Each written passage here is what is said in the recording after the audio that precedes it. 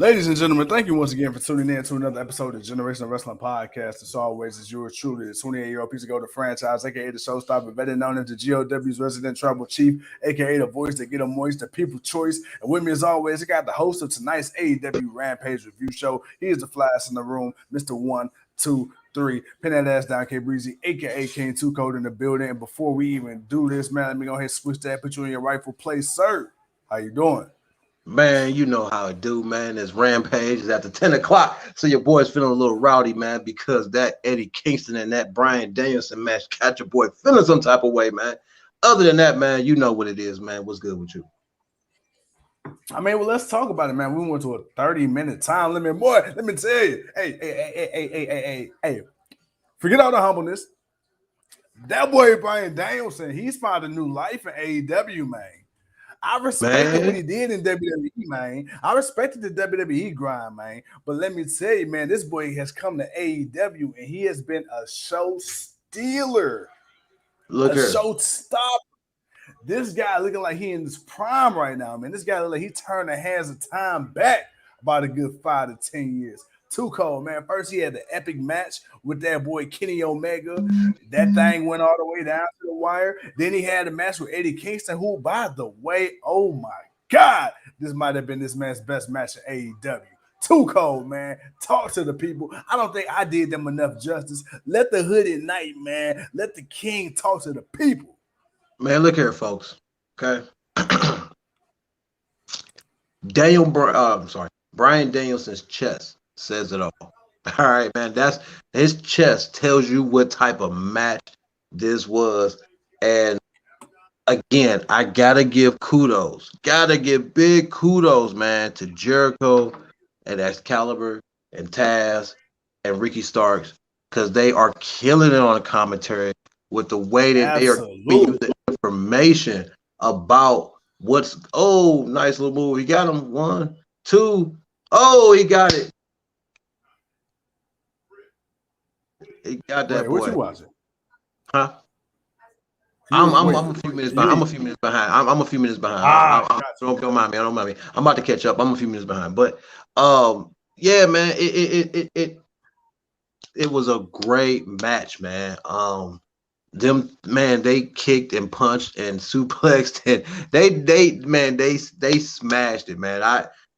They brutally beat the hell out of each other, man. And like you said, Daniel Bryan got a new Bryan Danielson got a new life in him that, man, AEW, the fans, man, when he walks out and them people go crazy, that's all he needs. He just needs the people to just show up and show out, and he's gonna show up and show out. And Eddie Kingston can't give this dude enough props.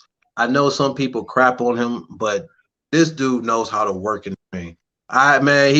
He knows how to be emotional. He knows how to be fiery. Eddie Kingston knows some shit, and you kind of saw it in the way he approached Bryan Danielson in this match, and just doing a few kicks, doing a few chops, doing trying to doing some Mactician stuff with him and technical and yeah, man, just a great opening match. Rampage, bro. Again, man, back to you, dude. It's good. Matter of fact, keep talking. Nah, man. I mean, like you said, man, Eddie Kingston, he definitely played on emotion. He definitely is a very emotional wrestler. He went out there, he did the damn thing. Bryan Danielson, like you said, man, he got more taco meat than Taco Tuesday going on across his chest right now. His chest got lit up, looking like some goddamn pork tenderloins. But other than that, man, too cold. This match is good. My boy Bryan Danielson, man. I'm loving this whole Friday night thing. And of course, we got the doctor coming out, Britt Baker, Dr. DMD. But man, dude, I'm so happy. I'm so happy because just a few years ago, we thought Bryan Danielson would never wrestle in the ring again. And now he's back. And not only is he back, but he's going against, I'll say it, the number 2, competitor. They ain't on WWE's level quite yet, but goddamn, what an alternative. Too cold, man. Man, and that's what it's a good match. That's what it is. It's an alternative, folks. It is an alternative. Let me jump right into this next point because this kind of led into it. So they go to commercial, but when we come back, we got CM Punk and Tony Schiavone, doing what they do in the back. But I we was hear this confused loud on what the hell commotion that was going for. on, huh?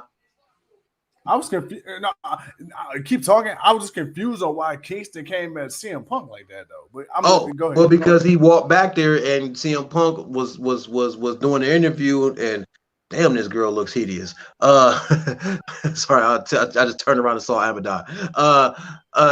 And because Punk's cutting his promo, and he's kind of like he's happy. He had his match on Dynamite. It was a good match with Fish. It was his first match on Dynamite.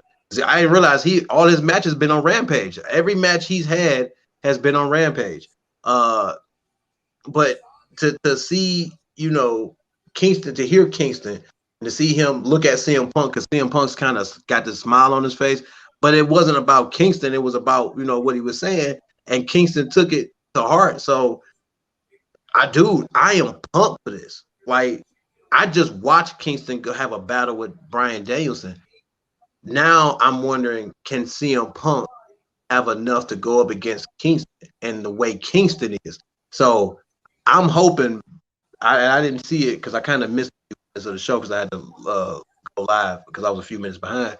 But I don't know if they made it official or not. But Eddie Kingston versus a CM Punk match, I would not be mad at that.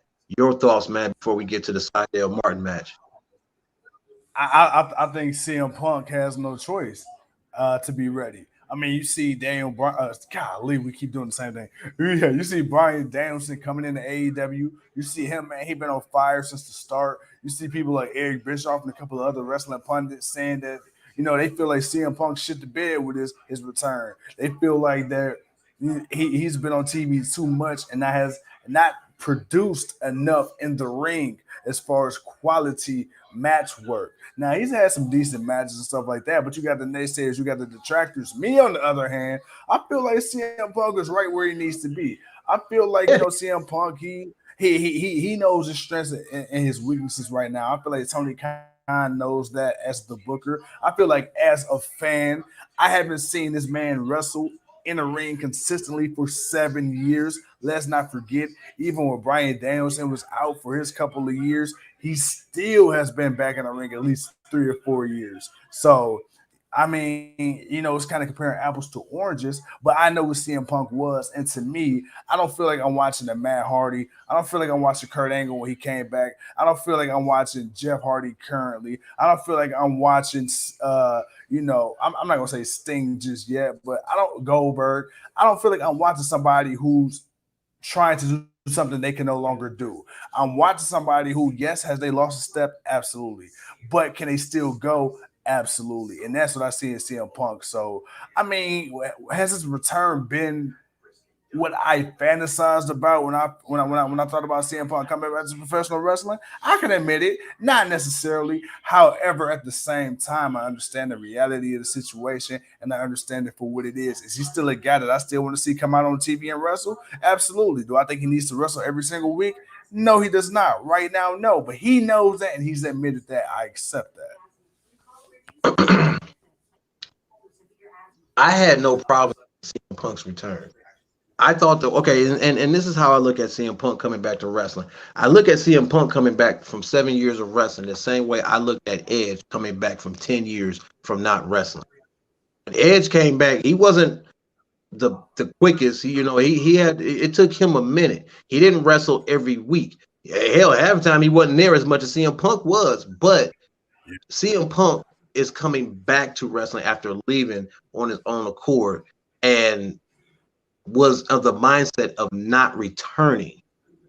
All right. And until it got to a point where, like as he said, he had to be at a point in his life where he knew this is what he wants to do, that he has this love and he has this passion for it. So I have no problem with that. As far as the way AEW's been, displaying them, I have no problem with it because I'm not expecting to see him Punk of 2016 or 17 or no 2014 or 13 when he was last in wrestling consistently. Like that's the thing, and that's why, yeah, if he shows up and does he shows up the first night. First of all, CM Punk's back in wrestling, blew the world's mind. and then he's back again. He's cutting the promo, but he was getting ready for Darby Allin. But we knew All Out was coming up soon, so we weren't really pressed about him fighting anyone that soon. We knew he was about to fight Darby Allin, and they were setting that up, and they were telling that story until we got to that match, and we saw what CM Punk had with that young upstart pillar of Darby Allin. Now we get Hobbs and we get a few other people, and you can critique, CM Punk's untimeliness in his matches, sure, but we've been saying it. The man hasn't wrestled this consistently. He's fighting a lot of newer people, and it's in the ballpark of everything it needs to be for him right now. It's a difference between him and Bryan Danielson. Bryan Danielson has been wrestling a lot more consistently than CM Punk has, so he's a bit step further than CM Punk. But no, man, as far as I'm concerned, everything about him has been good. I don't want to see him wrestle every week, but he's come out. He doesn't have to wrestle on every show, but he at least wrestles on one of them. I mean, shit, he's been wrestling on Rampage, so he's been wrestling at least, if not every week, every other week. You've been seeing him. He's been making his presence known, and that I love. He's making his presence known. All right, as we Abadon versus Britt Baker match. Me for a moment, but let's move on to the part 3, the trilogy of Matt Sydal versus Dante Martin. Bro, what are your thoughts on this match, man? I thought it was good. I thought it was good. I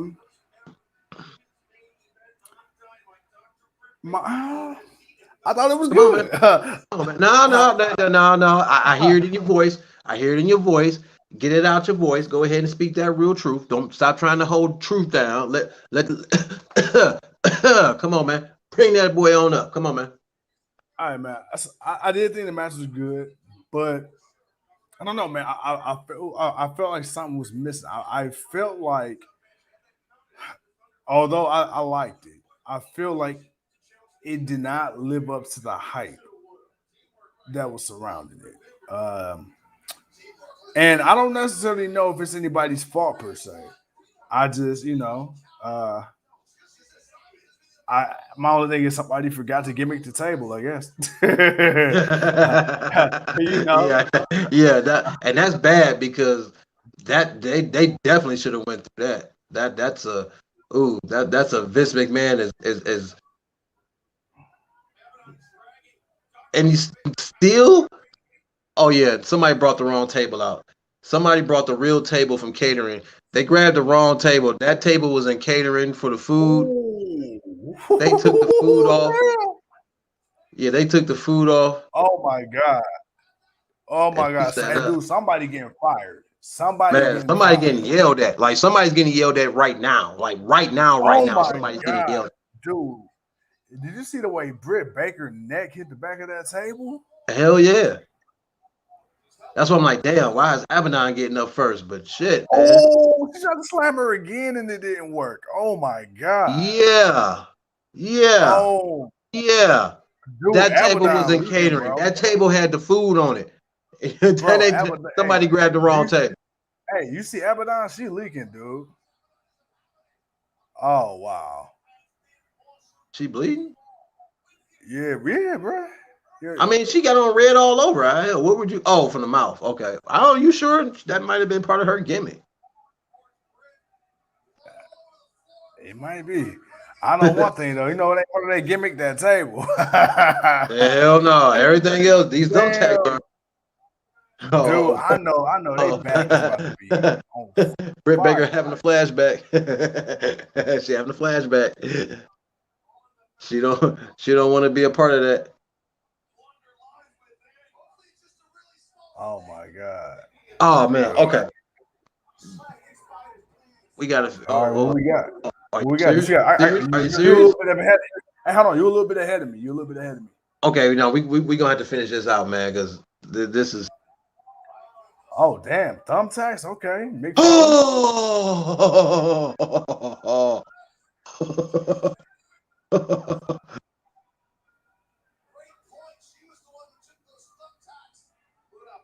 God damn, that's a lot of thumbtacks. Did you see it? Not yet. Not yet. They setting up for something. Oh, and here it comes. Ah! Come on, man. They stalling, man. My heart racing. It ain't gonna race.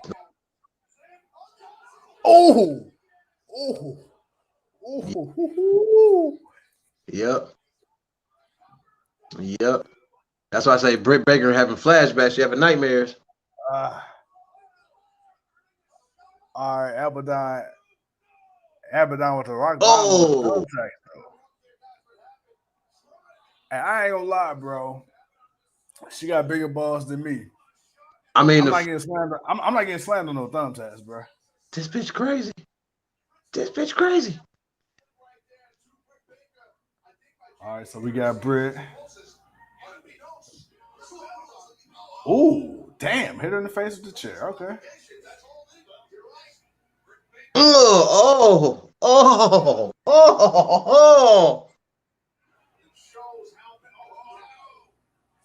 my God! Oh, she just hit the stomp on the chair.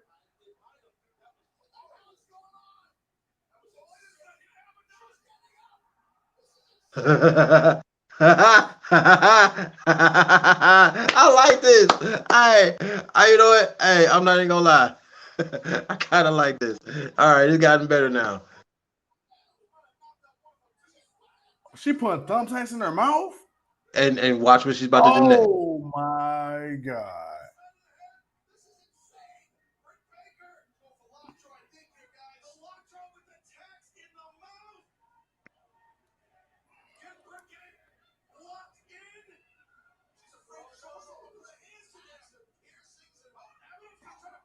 Okay. I ain't gonna lie, man.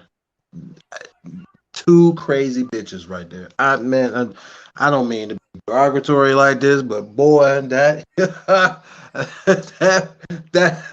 wow, man. Let me know when it's over for you, man. God damn. that is too crazy. Those are two crazy bitches right there. I like it. I like it. That was wow. All right. Wow, the roll up win. All right. That don't even bother me. That doesn't even bother me, man. You see that blood. You see all them thumbtacks. This girl put thumbtacks in her mouth and super kicked her right down in the. She got thumbtacks in her face. Yo, bro, she got thumbtacks on the outside of her face, bro. Yes. Oh, what the fuck? I'm sorry, man. I'm sorry. How she gonna eat? I'm sorry, man. Bro, she got thumbtacks hanging out of her face. What the hell? Dude, that was oh my God, that's a lot of blood going on. Yeah. And she licking her. Oh yeah, she crazy. All right. Yeah, they crazy. Crazy. They crazy. All right, man. They crazy. Hey man, crazy. Hey, we might need to have Britt. Hey, we might have to put Britt Baker in GCW, man. She might have to go ahead and form a mixed tag with Nick Gage or something. I mean, I don't know what it is with thumbtacks, but hey, that's her thing. And she was upset when she saw him, but she's like, no, oh my God, no, please, God, no. I don't want to do this again. Hey, Joe said we got to interview Abadon. After this one, shit, hey, you know what? Yeah, and full character, full character. Yeah. Oh, of course. Oh, it's only right. It's only right. We gotta have Abadon. We gotta have a 2-part interview. We gotta have her and then the character. It gotta be. All right, man. I was off on Sydal and Martin. Look, it was a good match. There are a few moves that he does, that Sydal Martin does, that Sydal Martin. Dante Martin does that it's a little bit much. You know, I get on certain things. If I hate Cody's top rope cutter, there's a couple of top moves that Dante does, man. You know, I hate that. I hate that move. I hate it when Ray Phoenix do it. Everything else he do, I'm on it. He does that. It's like, I hate that because, dude, you're not hitting that on that's the epitome. It is the total opposite. I'm sorry, man. Randy Orton has shown me that there is no other better way to catch somebody on a cutter than coming out of the air like that and then boom. And no, man, I can't get you coming off the top with that. I just that just doesn't sell for me, man. But Martin is athletic. He's good. He's gifted. I feel like he's too flippy. Where Matt Sydal probably used to be that, but he's gotten better over the years. Martin will be that eventually down the line. But like you, I thought there was the crowd again was 100 for this match. They were into it. They loved it. I liked it. That's about as good as I can get with it. I can't really give it too much more than that. Franchise after that, man, of course, then we got the main event. I missed the interview part, so I don't know if something happened in between Sydal match going off and then them coming back on before the main event. But yeah, we just watched yeah, man, we just watched that. We watched the table botch twice, and then we just watched thumbtacks get put into a woman's mouth, and then watched her get super kicked, and then her teeth and everything looked so bad. Britt Baker didn't even want to put her hand with the glove on. She didn't even want to use the hand with the glove to put it in her mouth to do her submission move, the lockjaw. But just the disgust or the grotesque of Abadon really plays into her character, and Britt, I thought she sold it pretty good as far as, just kind of like being off put by her, just period of who she is, how she acts, and considering some of the stuff she did, like you said, the stump through the chair, the super kick, like, yo, this Abadon, yo, that chick is crazy. That's how the Fiend is supposed to be built. Hey, man, I mean, he can still win, but in some ways, it's like, man, when you think you got this dude, no, you don't have him. Like, you really got to pull some shenanigans to really get him. I wouldn't do the famous roll up like that for him, but for this, all intents and purposes of this match, and considering, TV time and all that, you kind of had to do what you had to do. But the infamous roll up, we all kind of hate it now. But yeah, man. What your thoughts? your thoughts, bro? They're crazy. They're insane. Britt Baker. Just really quick, man, just to kind of blow a little smoke. If she wasn't already the most over woman in that division, if she already, to me, if there was any fight.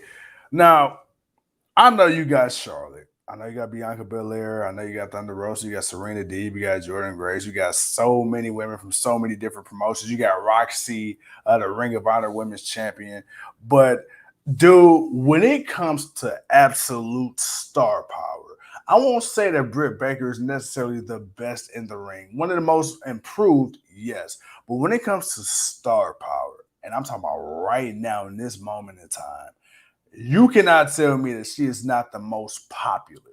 And I mean the most popular, not the second, not the third, the most popular female wrestler, maybe even wrestler in general, but at least out the women's division, any of the companies. You can't tell me she's not the most over right now. And this match tonight, I mean, she has gone above and beyond. And I really feel like, especially with that match she had with Thunder Rosa, that really kind of just catapulted it, and she hasn't looked back since. Yeah, I can't argue with that because Britt, and I said this, man, Britt Baker, the fact that she's the one person that all the fans wanted to see be the first women's AEW champion and to be the champion that she is now. But injuries and other booking decisions had, were in mind. And honestly, the injuries probably were more of a blessing in disguise, I'll say, for the fact that watching her do what she was doing while injured brought more attention to her as we watched her send notes to Tony Schiavone, talk crap about people behind a bulletproof glass shield on the back of a damn little buggy cart that they groundskeepers use. You know, just seeing that growth of her giving that first promo where she dogged out Tony Schiavone and then watching it all the way up. And then till when she got back and she started wrestling, but yet people were so happy and they love her brutal honesty and her arrogance, but she's Dr. Britt Baker. She's DMD and you DMD and you do it and you cheer for her and you want to see her because she's that heel that can be a badass. She can be a heel all day, every day. She can do constant heel shit. I almost want to say, I think in some ways Charlotte may be jealous. Not to say that she's actually jealous, but it's like to be that heel, but people to respect you and you be that great where they cheer you regardless. Like, but Charlotte is a good heel in her own right because, you know, everyone knows she's great and they boo her, but when you get booed the way she did, especially tonight, like, yeah, man, that's the epitome of being a good at what you do, and they both are good at what they do. Well, Tuco, man, my brother. I ain't got nothing else to say. We wrapped up our third show tonight, man. I mean, hey, anything else you got to say to the people before we get off this thing, man? No, man. Not really. Not really, but you know, other than man, we appreciate y'all, man, taking the time out, man, to hang out with us, man. That's really all I really got to say. That, you know, that's really most important. You know, always salute to the people, man, who show up and show out. Earl, Joe, I ain't see Leo tonight, man. Leo must be out on a hot day, man. You know, that boy be out there doing that thing down there in Florida. You know, Hope, haven't seen you in a while, Mama. Hope everything's all good with you. You know, and man, talking with the people and talking this thing we call wrestling, man. So, you know, I appreciate it. Hey, man, for no particular reason, man. Shout out Meg the Stallion. Oh, Jesus Christ. Man, you want to go get a hearty sandwich now? Is that what that is, man? That a hearty sandwich got you feeling some type of way? Nah, man, because you know me, man. You know I don't eat hot food, man. It's hot going in, hot coming out. Not really my stilo. You know, my stomach ain't built for that, man. But you know, I seen that commercial. I'm like, oh Lord have mercy. But anywho, with that being said, again, my guy, don't get yourself in trouble. Hey, man, look, everybody know it is what it is, man. Hey, look, my lady know what's happening. You know, it's like we got two beautiful kids. You know what I'm saying? I laid to smack it down on it, to put a ring on it at the same damn time. You know? So, hey, look, speaking of some of this H-Town hottie, man, hey, look, she about to get some, man. So, with that being said, man, somebody get the bakery ready because I'm about to glaze some donuts. Ladies and gentlemen, it's yours truly. What's up? Go ahead. Say it. Say it with your chest. Come on, talk to me. I wonder if she's standing there looking at your ass like, boy, please. She is not. She is gone, which is what I'm saying. What I'm saying right now. Well, you say it loud from the heavens, my guy. You say it loud from the heavens. You make sure the neighbors know your name. Hey, I plan to. In the words of my boy Trey Songz, and that ain't a prediction, that's a spoiler. But ladies and gentlemen, with that being said, man, it's yours truly, the 28-year-old piece of gold. He's too cold. We talking a lot of shit, man. We having fun. We joking. But no, seriously, guys, we appreciate you guys for tuning in. 3 episodes today. We're done as of now for the weekend. Monday, we damn sure ain't coming back on Monday, so y'all might see it. Oh, y'all will see us on Tuesday. We might have to. We can't be away from y'all too long, so you never know when you see some bullets flying. You know we shooting from the hip, so it is what it is. Man, you already know what time it is. But with that being said, ladies and gentlemen, it's an honor, it's a privilege, but I gotta go to sleep. I'm pretty sure my man got something to do too. So until the next time we see you, it is what it is. Peace.